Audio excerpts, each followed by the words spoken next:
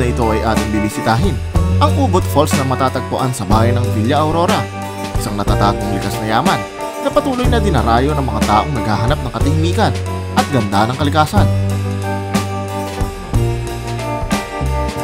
Ngunit bago pa natin marating ang nasabing talon, ay kinakailangan natin maglakad ng mahigit kumulang 1 oras sa gitna ng mga kabundukan na napapalibutan ng mga lunti ang puno at halaman at matatarik na akyatan.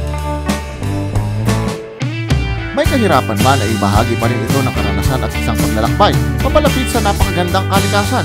Kasama ang mga dating kaibigan, bit-bit ang magiging bago nating kaibigan, ay sabay-sabay natin i-explore ang kagandahang bumabalot sa Ubod Falls na tila isang dimensyon papunta sa fantasy world. Tuklasin at makipagsapalaran sa paglalakbay ni Kapwa Moto TV.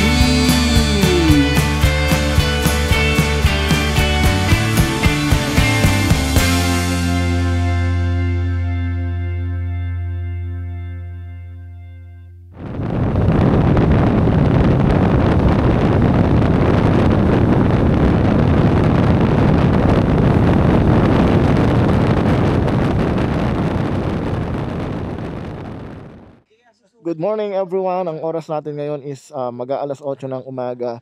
Dito na tayo nagpasimulang mag-vlog dito sa may welcome arc ng Bungabon. So marami tayong mga kasama ngayon mga kakapwa. Gaya ni Kuis TV, si Braille, si Henry TV, si Yuljoy. Andun din si A4J. Anyway, ang pupuntahan pala natin mga kapwa is Ubod Falls. So malapit-lapit na lang to dito mula dito sa Bungabon Welcome Arc. So dito na ako nagpasimula para na sa ganun hindi na masyadong mahaba yung magiging biyahe natin. At the same time is mas ma-enjoy nyo yung magiging trekking natin papunta doon sa Ubod Falls.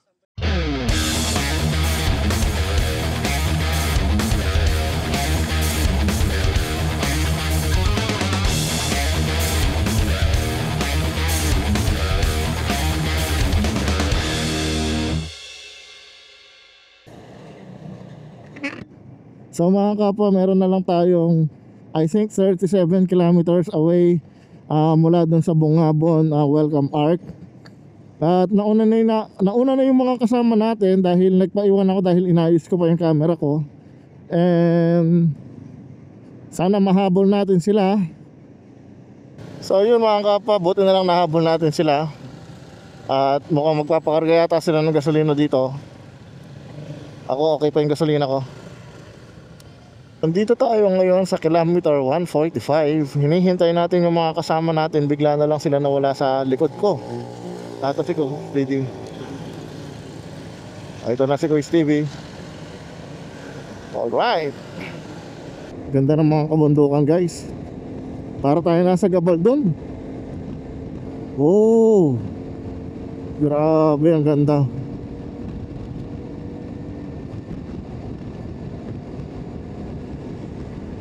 Ito, sarap magmaneho kapag ganito yung makikita mong kalsada, no? Maluwag, walang gaano sasakyan. Tapos meron ka makikita kaliwat kanan mga bundok. Nature na nature. Wala nang stress talaga.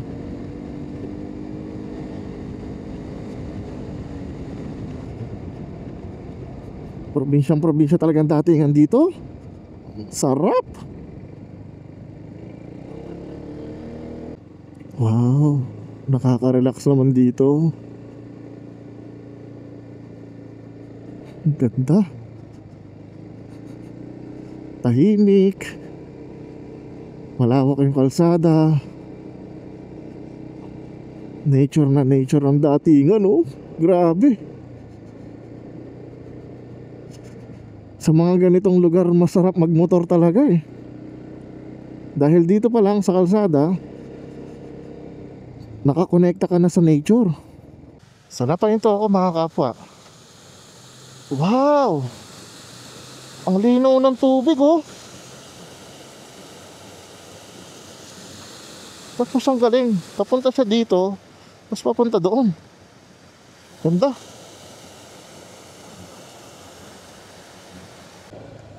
Uy, akala ko river crossing. Well, river nga. Nagko-cross siya sa kalsada. I love Labi.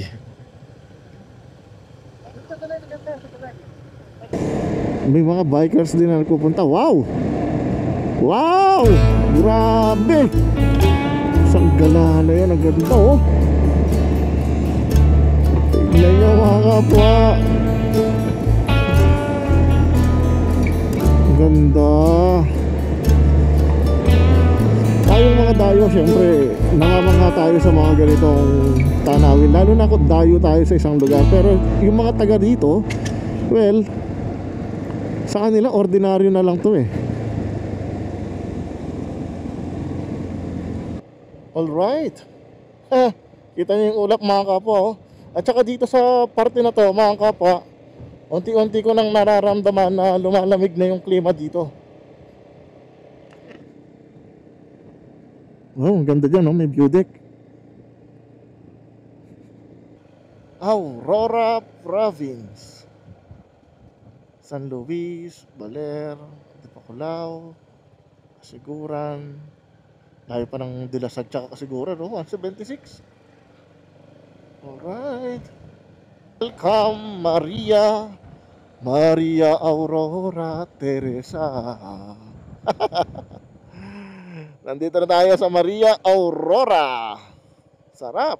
Taas na natin mga kapo.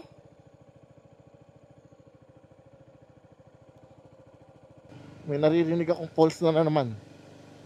Yun, sabi ko na nga ba eh, meron na namang falls dito eh. Ay hindi, batis lang pala. Para lang siyang falls. Nagdan kasi. Ganda oh. Kahit magano ka lang doon sa may gitna. Umupo ka lang doon, no? Magmuni-muni ka, pwede. Sarap. Wow! Tignan nyo naman mga kapo, ang ganda! Wow!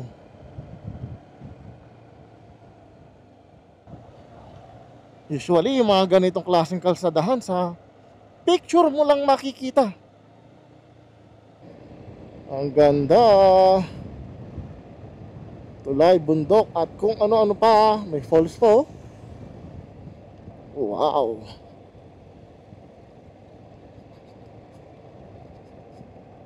Oh, ang ganda naman dito. Eto na tayo. Nandito na tayo sa Ubot Falls. Sa I Love Villa Aurora. Yan. Ito yung papuntang Ubot Falls.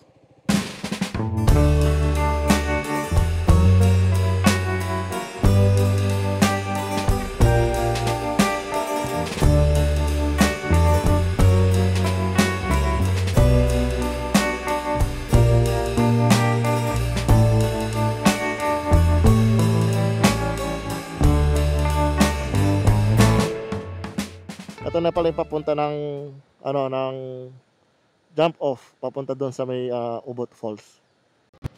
Alright, nandito na pala yung kasama namin na isa. So pupunta na kami doon sa may tourism office sa may Bandaron.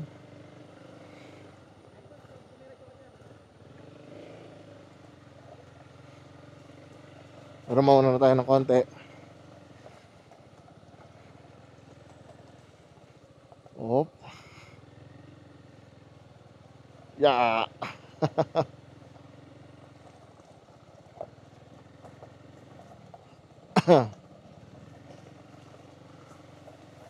Palagay ko hanggang dito na lang yung mga motor. At magbabayad tayo ng dito, environmental fee. Tsaka yung other fees dito. Ang dami palang tindahan dito mga kapo. Sana pala dumiretso ako dito.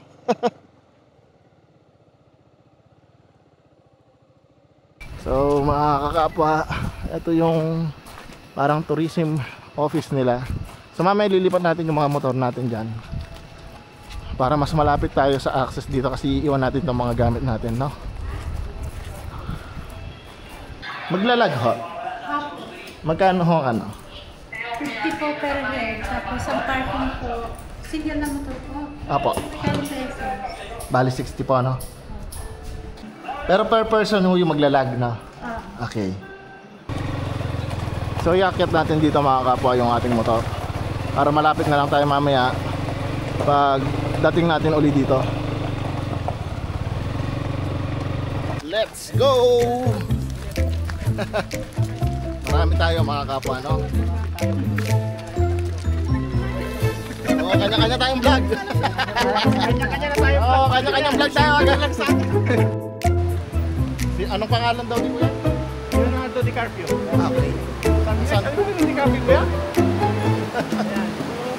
Hindi tayo mahirapan mga kapwa dahil sementado na yung dadaanan natin dito. At di katulad sa Auasen Falls na matatarik yung mga bawat ano natin, bawat akbang natin doon. So dito parang slight lang.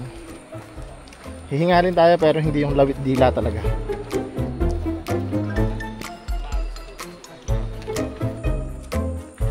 Ganda, no? Bago makarating sa naturang talon, ay kinakailangan kumuha ng tour guide na nagkakahalaga ng 100 piso kada isang oras. At ang bawat tour guide ay kayang mag-accommodate hanggang 5 katao. Ayon sa aming tour guide, ay may habang 2 kilometro ang pagpunta sa Ubot Falls. Katumbas ito na humigit kumulang na 1 oras na lakaran.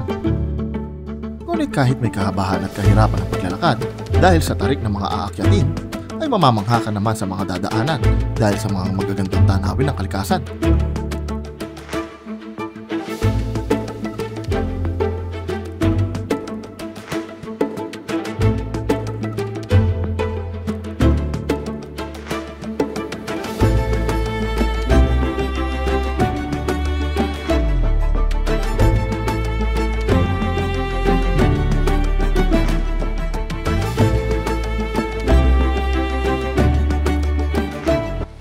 Diyan tayo galing kanina mga kapwa.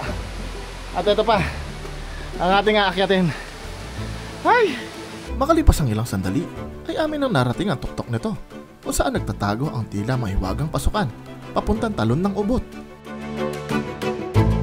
Mga kapwa, as you can see yung mga rock formation dito sa may gilid, napakaganda, nilulumot na dahil yung splash ng tubig sa mismo doon sa may falls nakakarating hanggang dito. Nakakatakot yung dadaanan natin dito mga kapwa. As you can see, makipot, tsaka isang pagkakamali nyo lang, maaari kayong malaglag dyan sa may malakas sa tubig na yan.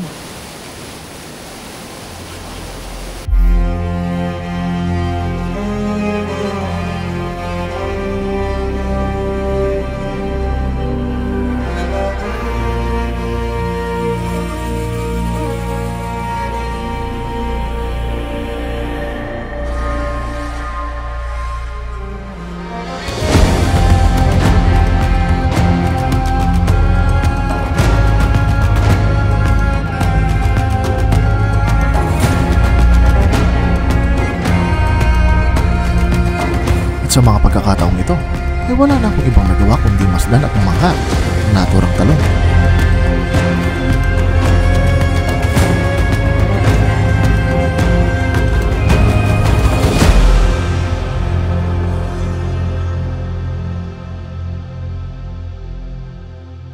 At matapos naming pasyalan ang Ubot Falls, ay siya naman namin sinulit ang pagkakataong makaligo sa malinaw at malamig na ilog na di kalayuan sa talon.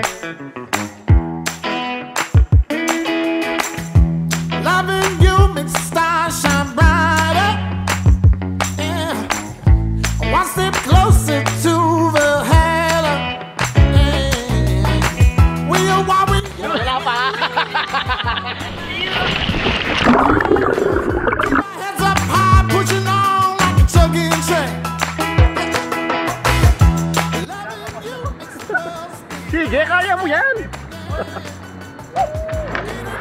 Days in the week for us to kiss.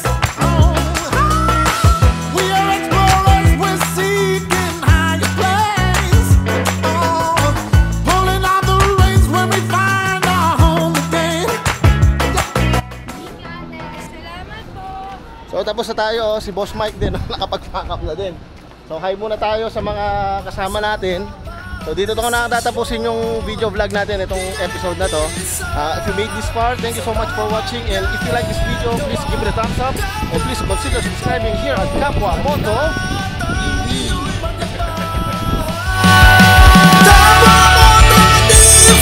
sa likod.